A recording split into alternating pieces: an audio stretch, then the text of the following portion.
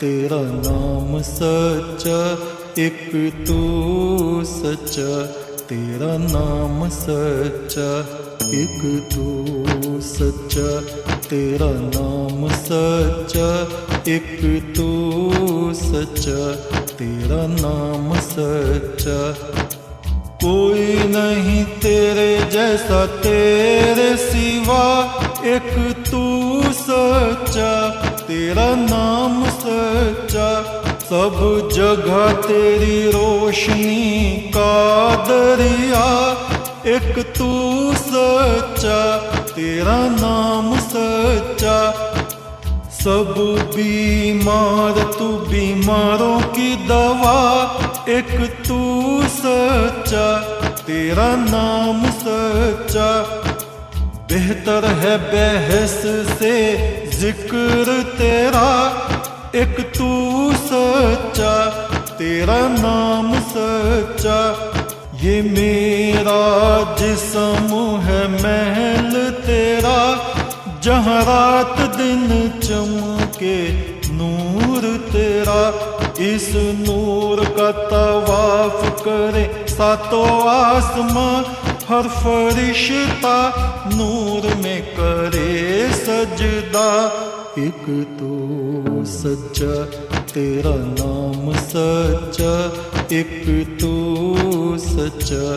तेरा नाम सच्चा, परम पुरख मैं दास तुम्हारा, परम पुरख मैं दास तुम्हारा। माथे पे मेरे तेरा उजियारा, माथे पे मेरे तेरा उजियारा। परम पुरख मैं दास तुम्हारा, परम पुरख में दास तुम्हारा।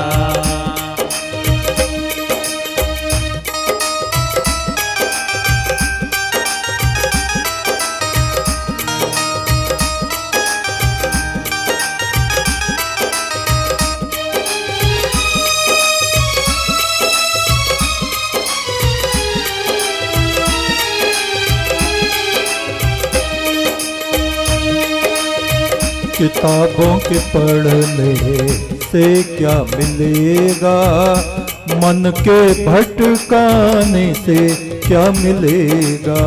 किताबों के पढ़ने से क्या मिलेगा, मन के भटकाने से क्या मिलेगा। हमारे हिंदुओं के घरों में वेद हैं, उपनिषद हैं, रामायण है, गीता है, और फिर भी हमारा जीवन अपवित्र है, मलिन बुद्धि है, पाप बुद्धि है, बुरे से बुरे कर्म हम करते हैं। मुसलमानों के घरों में कुरान है, पर बुरे से बुरे कर्म वे करते हैं। सिखों के यहाँ गुरु ग्रंथ है, पर ग्रंथ की बातों को मानने वाले कितने लोग हैं। पंथ और ग्रंथ अनेक जगत में, गुरु बिन मुक्ति ना हुई।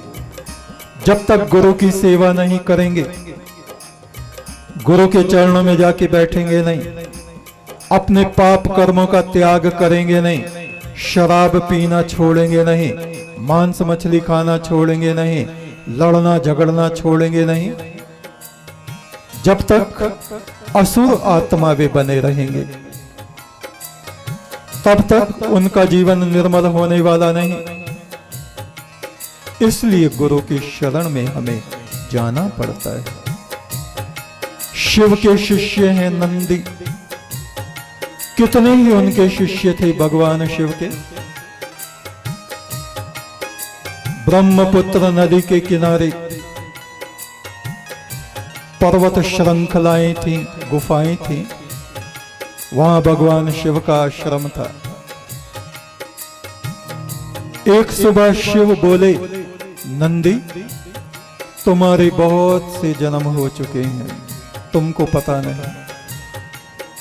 हर जन्म में तुमने धर्म आचरण किया है, हर जन्म में तुमने गुरु की सेवा की है, इस जन्म में तुम मुझको प्राप्त हुए हो।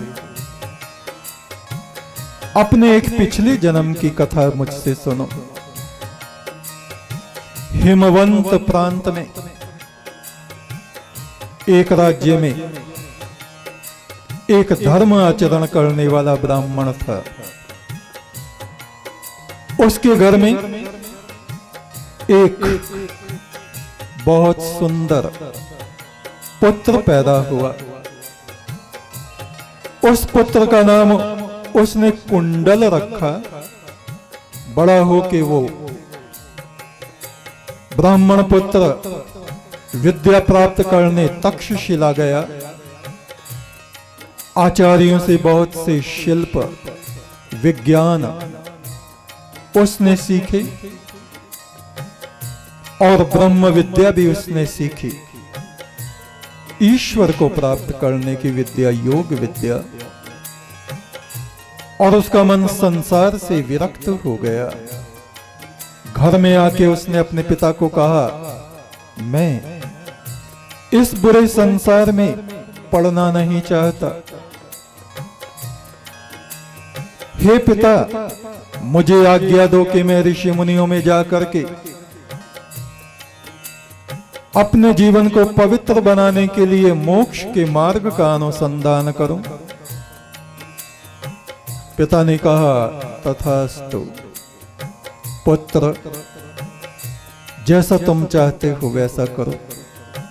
ये मनुष्य का जीवन इसीलिए प्राप्त होता है कि एक मनुष्य ऋषिचर्या का पालन करे, ऋषि बने, देवता जैसा बने, उस परम ब्रह्म की प्राप्ति अपने जीवन में करे। वहां का राजा उस ब्राह्मण पुत्र का बड़ा सम्मान करता था। एक दिन उस कुंडल ने विचार किया, सोचा, ये राजा मेरा इतना सम्मान किस लिए करता है? क्या मैं ब्राह्मण कुल में जन्म मेरा हुआ इस कारण से, या ये मुझको ज्ञानी समझता है, मैंने बहुत से ग्रंथ पढ़े हुए हैं इसलिए, या ये मेरे धर्म आचरण को जानता है? मुझे इसकी परीक्षा लेनी चाहिए। राजा के यहां से लौटता हुआ मार्ग में एक स्वर्णकार के यहां बहुत सा सोना चांदी रखा हुआ था। सोने के सिक्के उसने उठाए। सब जानते थे कि ये ब्राह्मण बहुत निर्लोभी है, इसमें लोभ का अंश मात्र नहीं है, ये बहुत पवित्र आत्मा है। उस सुनार ने उसको कुछ नहीं कहा। ब्राह्मण वो सिक्के लेके चला गया। दूसरे दिन फिर उसी रास्ते से वो ब्राह्मण गुजरा और उसने फिर कुछ सिक्के उठाए। इस बार भी सुनार ने कुछ नहीं कहा। तीसरे दिन फिर उस ब्राह्मण ने बहुत से सिक्के दोनों हाथों से उठाए। उस सुनार ने वहीं उसका हाथ पकड़ लिया। राजकोष की चोरी करने वाले ब्राह्मण, तू अपने को क्या समझता है? दूसरों को ज्ञान का उपदेश देता है और राजा के कोष में चोरी करता है। उसको, वो सुनार ब्राह्मण को राजा के पास ले गया। कहा, महाराज देखिए, ये ब्राह्मण चोर है। 3 दिन से लगातार ये मेरा स्वर्ण चुरा रहा है। आपके राज्य का स्वर्ण ये चुरा रहा है। आप इसको राजदंड दीजिए। राजा उसको दंड देने के लिए तैयार हुआ। तब उस ब्राह्मण ने कहा, ठहरो, चोरी इस तरह से नहीं होती जैसे मैंने की है। हे राजा, मैं तुम्हारी और इस सुनार की परीक्षा कर रहा था। क्या कोई चोर किसी के सामने से उसका धन उठा के ले जाता है? नहीं। जब सब सो जाते हैं, छुपा हुआ धन वो ढूंढ के और चोरी से किसी को पता ना चले ऐसे ले जाता है। मैं चोर नहीं। मैं ये देखना चाहता हूं तुम और तुम्हारी प्रजा मेरा जो सत्कार करते हो किस कारण से करते हो? क्या मैं ब्राह्मण कुल में पैदा हुआ इसलिए, या मुझको बहुत वेद शास्त्र पुराण आदि का ज्ञान है इसलिए, या मैं आचरणशील हूं, मैं शीलवंत हूं इसलिए? तुम बताओ राजा, किस कारण से तुम और तुम्हारी प्रजा मेरा सम्मान करती है? राजा ने कहा, हे ब्राह्मण, ब्राह्मण कुल में पैदा होने के बाद भी एक पुरुष, एक ब्राह्मण दुराचारी, शराबी, झूठा, परस्त्रीगामी, पापात्मा हो सकता है।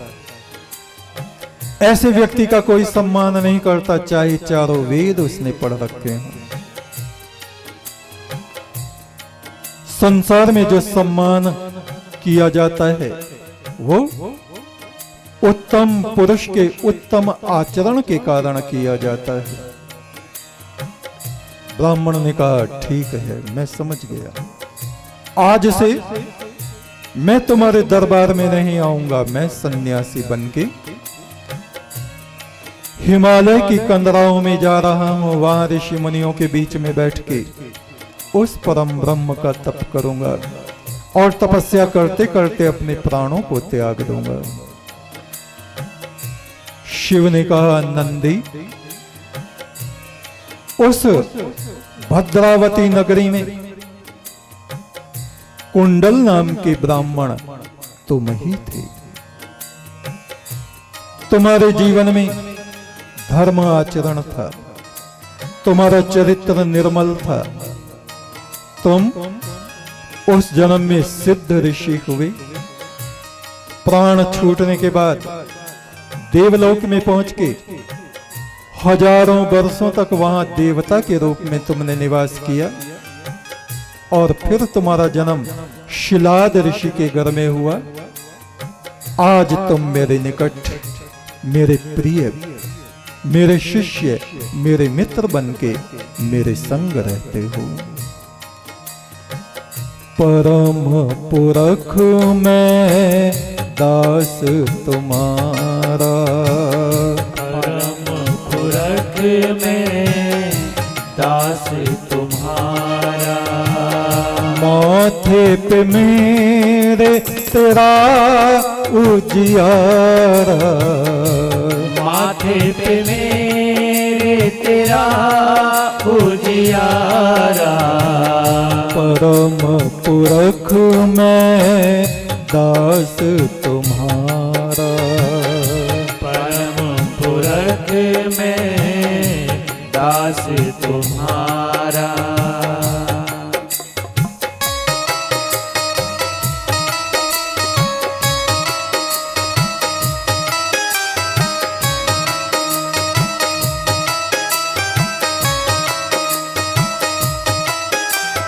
तुम चांद मेरी आत्मा के बादल, मेरे सर पे है तेरे नूर का आंचल।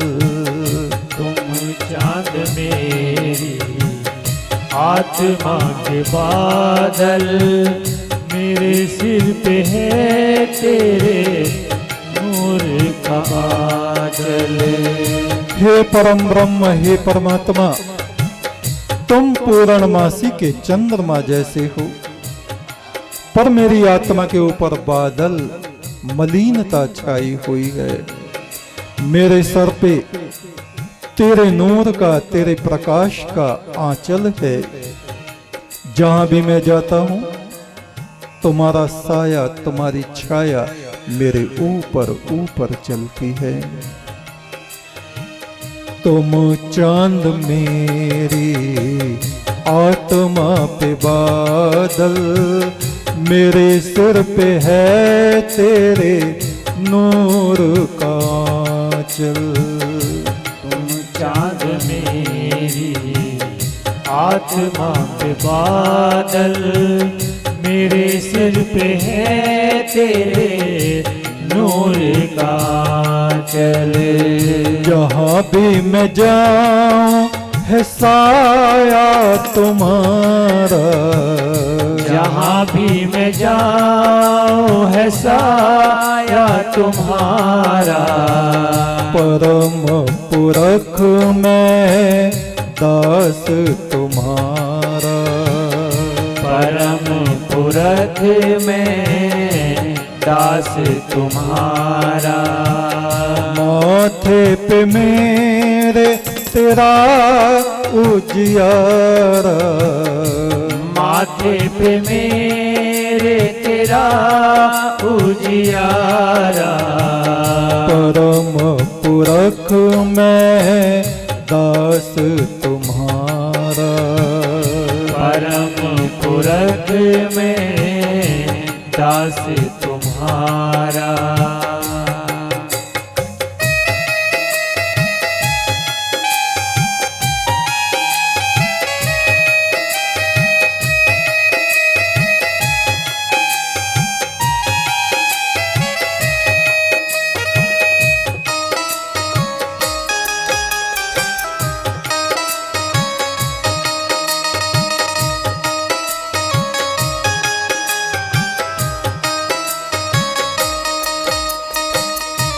हम मनुष्यों का जीवन कांटों से, तकलीफों से, दुखों से भरा हुआ है। इस मिट्टी के शरीर में ये ईश्वर के प्रकाश की बूंद, ये जीवात्मा कैदी की तरह है, किंतु इस मिट्टी में भी उस प्रभु का ही उजाला रात दिन चमकता है कांटे ही कांटे मेरी दुनिया में। मैं काया का कैदी तेरी दुनिया में। है कांटे ही कांटे मेरी दुनिया में। मैं काया का कैदी तेरी दुनिया में। मेरी माटी में है उजाला तुम्हारा। मेरी माटी में है उजाला तुम्हारा। परम पुरख मैं दास तुम्हारा। परम पुरख में दास तुम्हारा। माथे पे मेरे तेरा उजियारा। माथे पे मेरे तेरा उजियारा। परम पुरख मैं दास तुम्हारा। परम पुरख में दास तुम्हारा।